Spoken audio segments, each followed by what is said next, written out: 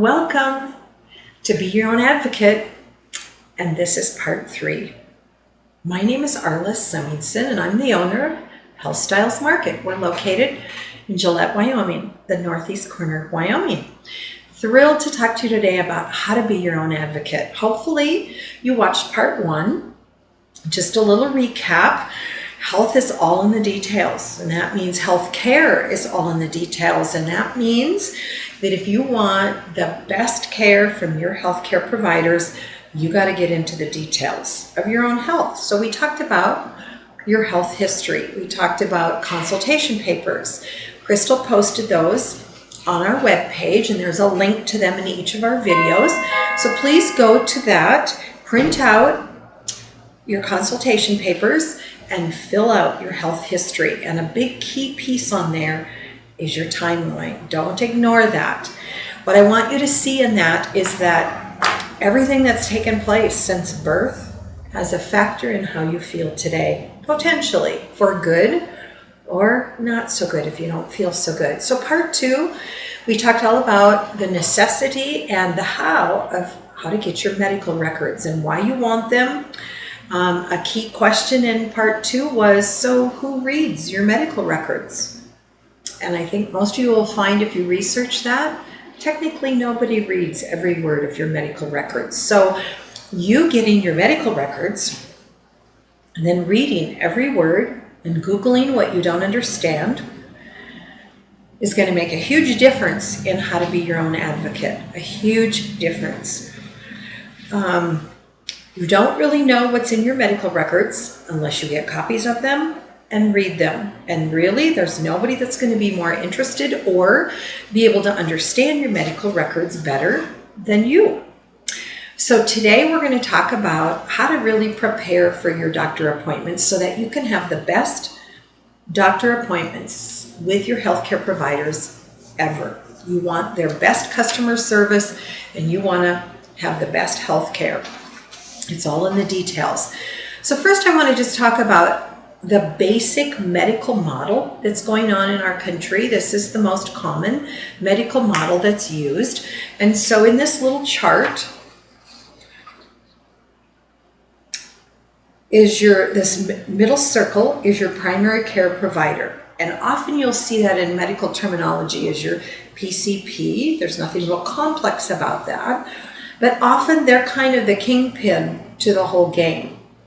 So how you choose your primary care provider matters in the healthcare. You want to have somebody you feel comfortable with, somebody you can have conversations with, someone who cares, and someone who's interested in the details, just like you are.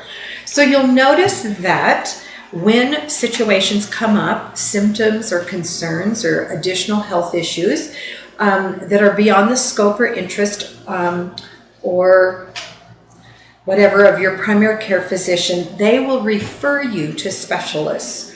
So we just use some examples. So we have a urologist up here, or a cardiologist, an orthopedic surgeon, perhaps an oncologist. So then comes the trick of making sure that the appropriate medical records, copies of your medical records from your primary care physician were in fact forwarded to whoever the specialist was that they recommended and you chose to see. You want to make sure. And if there was in between that link, whichever one it was, that there were diagnostic tests, radiology tests, are there scans, are there ultrasounds, are there x-rays, are there MRIs? Is there blood work? Is there any other testing that the specialist is interested in that maybe the primary care can order for you? So that's kind of like the in-between link. And as you go to those appointments, getting blood draws, getting workups, getting radiology appointments or whatever, you need to be getting those copies of your medical records also, so that you know what to prepare for, but so you also know what's going on and you can go to your appointment informed and knowledgeable even before you get there. At the very least, you want to make sure. So let's just pretend that you're referred to a cardiologist. You would want to make sure before you go to your appointment, your scheduled appointment 2 weeks from now, that they in fact have information from your primary care that referral has gone through, because that's going to matter in getting this specialist paid for by your insurance. What else is going to matter is, what has your primary care physician communicated to your cardiologist? What symptoms do you have? What's showing up on your blood work, or maybe tests that they ran that are of concern that point to perhaps a new heart issue that you have never had before? You're going to want to be double checking. How are those records? Have they gone to the cardiologist? Have the tests been ordered? And is all of that completed before you sit down with your cardiologist? You also want to make sure you get copies of those tests so that you're prepared for your doctor's appointment. So afterwards, okay, so now let's say you have a very successful cardiology appointment, you really like your physician, things went well, they're very interested, they've got very helpful suggestions that sound good to you, but you also want to make sure that whatever was supposed to happen here, that they communicate back with your primary care physician. So those are all steps you can take to have these appointments go the best. So on this side are things that are kind of no man's land. Your primary care physician is often not recommending you go to a chiropractor, doesn't maybe not even come up in the appointment. They don't pay any attention to who your optometrist is, your eye doctor, or your dentist. Usually not your OBGYN. Maybe, maybe not. That's a maybe. But these back here, they're not referring you, and these physicians are not sending medical records back to your primary care physician. So it's important that you understand, kind of quote, how the game works, and understand where you fit in with this loop, where your physicians fit in, and how you can best make this flow. I'd use the words to your best advantage, because really that's what we're looking for. How do you get your best medical care? So now let's talk about, how do you choose a physician? What are some things that may matter to you? This is a very, very, very rough description. It's certainly not all encompassing, but it's just to give you a brief overview. This would be the most common physician we have in our area. Our community is a very traditional medical doctor. They have a small box. Their primary prescriptions used are antibiotics, antidepressants, statin drugs, pain medications, thyroid medications, and literally everything they do, everything they offer, everything they suggest, everything they recommend, everything they work with is all going to be covered by your insurance company. For some people, this is a very, very comfortable box and a very comfortable relationship with a very traditional Western medical doctor. Just as a little side note, thyroid medications, one being Synthroid, which is the name brand, and the other being levothyroxine, which is the generic, are number 4 and I believe number 18 on the most commonly prescribed prescriptions in the US currently. Pretty interesting. That means we have a lot of thyroid people, a lot. As an additional choice, we move into the next box. The boundary is, so let me just go back for a moment. This is usually not someone that is doing long appointments. You're looking at often 15, 20 minutes. And they're really not interested in talking about herbs, supplements, diet, lifestyle changes, is often not in that workup. So we choose someone who seems to be a little bit more modern medical doctor.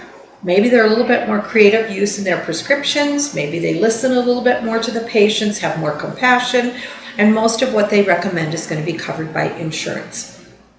Then we have what a lot of my customers think of as a holistic doctor. You'll notice the box is a little bit bigger. We have a little bit more options. They perhaps would run more tests, use supplements and prescription drugs, maybe introduce diet and food changes, look at other factors and issues, especially in lifestyle and stress. You'll have perhaps a longer appointment time, maybe 40, 45 minutes. Maybe, and some of what they offer is covered by insurance. So now you realize, okay, we got to be thinking about our comfort level, thinking about your budget, thinking about your belief system, thinking about what you're willing to do to make changes, to work with your physician. Are you willing to make diet and lifestyle changes? That's up to you. It's not something your doctor can make you do. They could suggest that, but it's going to be all on your shoulders when you get home. Are you really willing to make those changes? Entirely up to you. So then over here is the latest, is called a functional medicine doctor, and you'll notice there's just no box, okay? So each patient is treated very, very individually and very uniquely. Every situation is different. There is no one size fits all. They look at your whole body, they look at your whole list of symptoms, and every symptom matters. Part of the reason symptoms are so critical is because that's your body's way to communicate to you, and for you to then relay that to your physicians. What is your body communicating? Your body is speaking, giving you a message. How well are you listening? And how well are you communicating that to your physician? So then this physician wants to help teach you better self-care for yourself. They become your partner in health. They're a true holistic doctor. Generally, you're going to find they don't file your insurance at all. They don't even work with your insurance company because the majority of what they do is not covered by insurance. So you have some choices to make.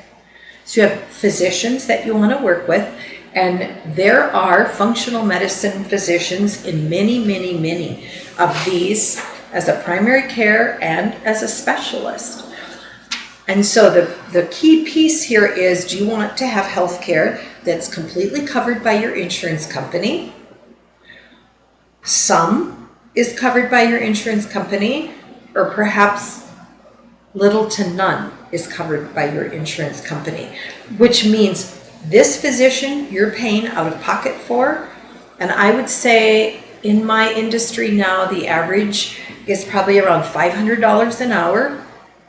I've seen them run from $300 up to $990 for some of the top specialists in the country of functional medicine doctors. That's per hour. Per hour. They do not file your insurance, and your insurance company may or may not pay for their appointment. So a little side note, let me just mention. So the first time I went to a holistic physician was in 1993. It was a life-changing experience. It was with a holistic MD in Las Vegas, Nevada. He was a brilliant physician, and it was life-changing, unbelievable, life-changing. And it gave me a whole different perspective on what it was like to go into a doctor's appointment. You found that you didn't dread it, you weren't anxious, you weren't nervous, you weren't stressed. Everything was an educational moment, a teaching moment. I loved when he got on his soapbox and kind of ranted a little bit about stuff he was super interested, committed, educated, and experienced on. It was phenomenal. I had literally hundreds of customers who went there to this physician, and he was life-changing in most everyone's life for their health issues. And some of what he offered was covered by insurance. In 2010, my daughter and I, she had just finished nursing school as an RN, and we made a road trip, a mother-daughter road trip to Seattle, Washington, to go to a functional medicine clinic there of brilliant doctors. That too was life-changing. And so then I got a taste of what this was like to go, and they don't file your insurance. And so we did our appointments. We were there a few days. And at the time, my daughter was working at for the VA in Sheridan, Wyoming, and she was a psych nurse at the VA. And so she had government health insurance, and I had very traditional health insurance through my husband's employment. It was very interesting. After we got home and we turned in our insurance claims, mine paid for my actual doctor time, my doctor visit, and some brief blood work they did, like they did a thyroid workup, a thyroid panel, and it paid for that. But pretty much anything else, that is truly holistic, truly functional medicine, yeah, my insurance company didn't pay for. So I had already paid for that with my credit card. So when our daughter filed, her insurance actually paid for everything except the supplements that she purchased at the clinic. So it can be very, all the way from here to all the way from there.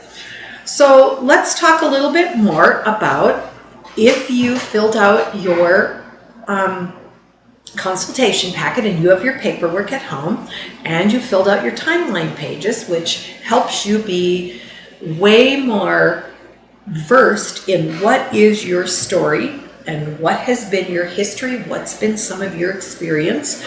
And as we talked about in part 2, you got your medical records, you got those in order, you started reading those, looking things up and realizing sometimes you maybe didn't even completely understand what the doctor had said you had, what you were taking that prescription for, and how this is all coming together. And so now you've chosen your physician. You've made a decision also on where you're at with your medical model and which type of physician you want and how much they work with your insurance company. So sorry about that. We had an abrupt ending because our camera shut down. So we're going to close out this video. As always, we ask that if you liked our video, please like and subscribe. And feel free to comment down below. We'd love to interact with you.